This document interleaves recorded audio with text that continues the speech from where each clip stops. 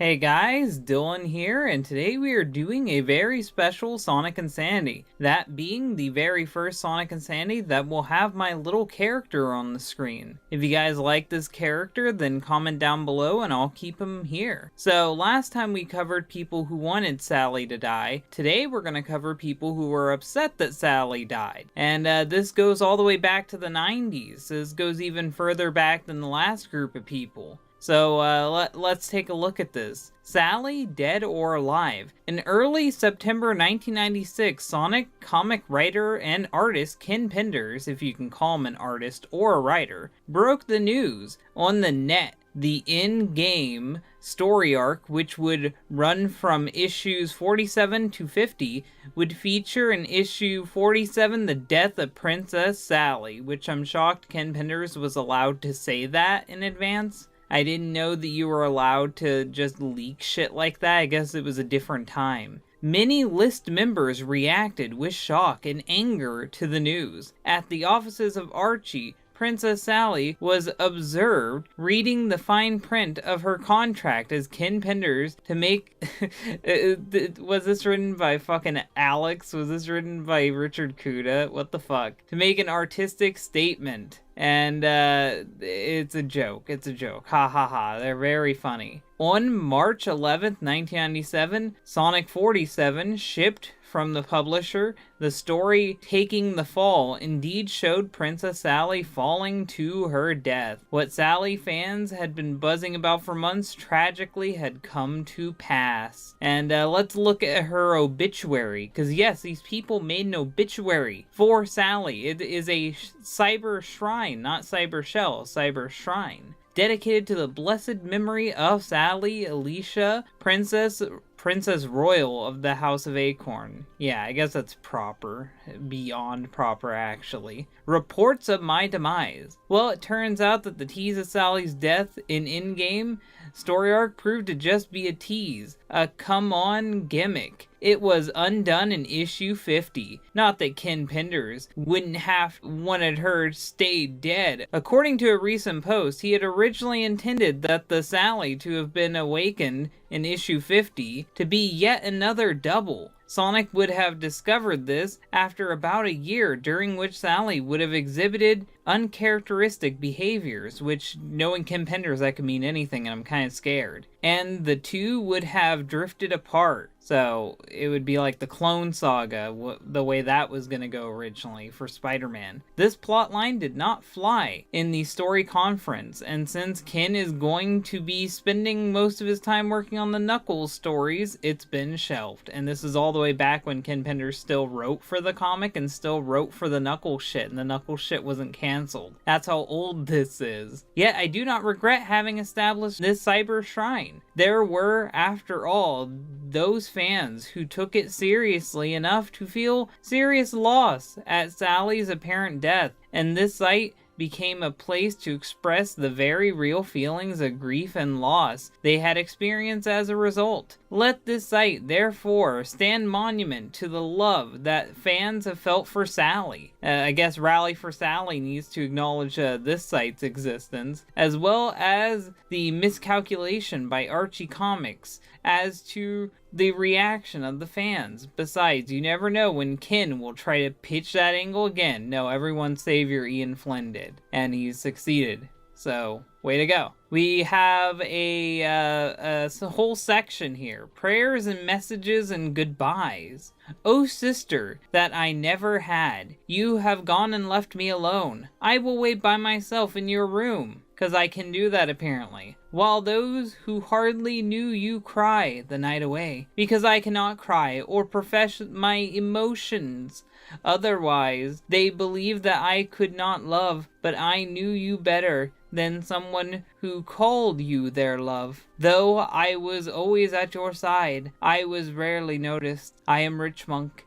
I was there in your darkest hours, loyally seeing that you had a friend to talk to. No one here knows me, not like you do, a fictional character, so I am truly alone. and I have failed my purpose to always be by your side. If I had eyes, I would weep. If I had lungs, I would sob. If I had lips, I would kiss your cold lips. But I have none, so I say goodbye in the only way I can. I love you, Sally. And that is apparently Nicole, and it was submitted by someone else. So I guess this is role-playing. You, Sally, were fighting to the end. You took a great place in our hearts. You were the one who made us understand life. That is what we owe you. Goodbye, Sally Acorn. We will miss you. I hope more of them are like that. Like Rick's there. That's probably fucking rich.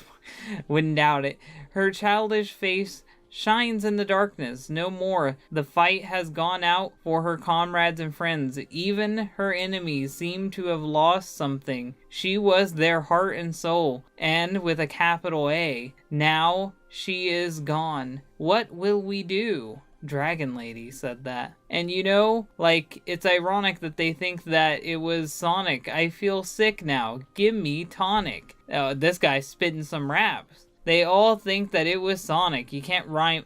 You can't do that. That's not how rhyming works. Submitted by Elaine. You do not know how. What? Sung to the tune of Smells Like Teen. Oh God, I hate the 90s.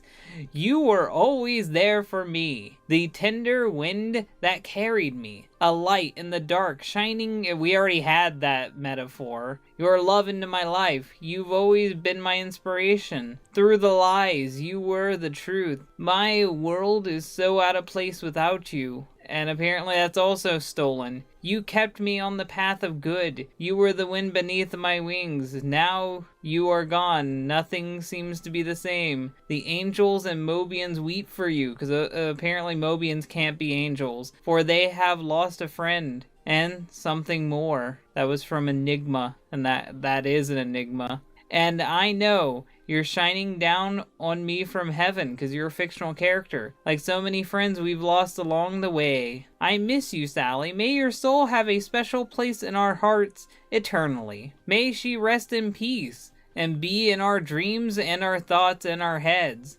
Her soul will be there when we need it most. She is in our heart. Sally, I have been with you ever since the age of 5. I miss you, Sal. I have never stopped supporting and loving you, and I never will. You've always been there for me. Don't worry, Sal. I will get revenge. And apparently that's from Sonic himself. Because that's definitely a Sonic line, is to swear revenge. That's something I would think Sonic would do. And there's so many more. There's so many more of these. I think you get the gist of it. I'm not going to read all of these. If you want to read all these, you can go read them. I'm just scrolling through them right now. Some of them are to fucking music. Some of them are just poems. There's so many of these fucking obituary thoughts. Look at all these fucking crazy Sally people. Life imitates art. I'll read this part. Oh, is this another fucking poem? It's another fucking poem.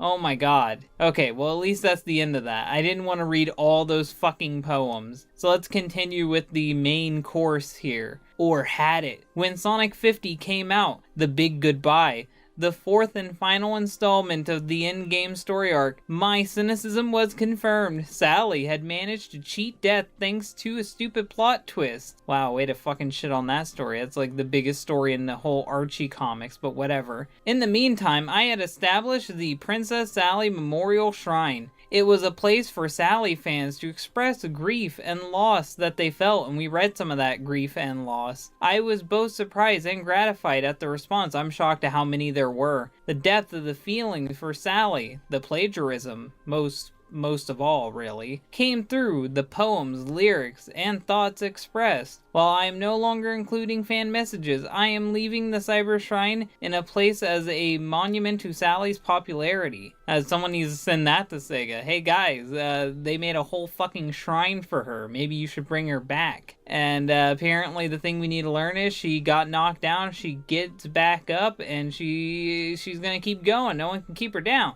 So apparently she's gonna come back, because she always comes back. Yeah, that was just some wacky Sally Acorn shit. These people were really upset that Sally Acorn got axed off in the comics, so they decided to make a cyber shrine for her and shit-talk Ken Penders until she came back, and then they shit-talked him anyway. I thought this was entertaining. This was really more of a test for my new equipment. Hopefully you guys like this little character. If you do, comment down below. If you like this video, hit the like button. If you really like it, share it. And if you want to see more, then subscribe. Thank you guys for watching, and bye.